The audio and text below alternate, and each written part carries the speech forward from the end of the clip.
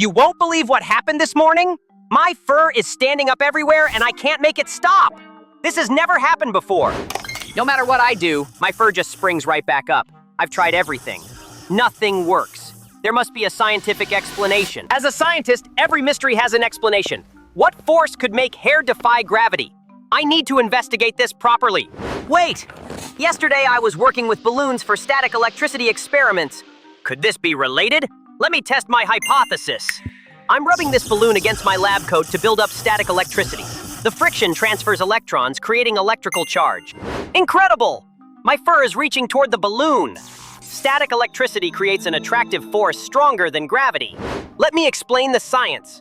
This is about electrons, tiny particles that carry electrical charge.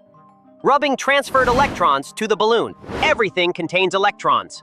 When we rub materials together, electrons jump between objects. The balloon became negative, my fur positive. You can try this at home. You just need a balloon, paper pieces, and your hair. Rub the balloon to your hair, then bring it close to the paper. Completely safe. That's how I solved my fur mystery. Static electricity was the culprit. Try the experiment at home and subscribe to Wonder Labs. Wonder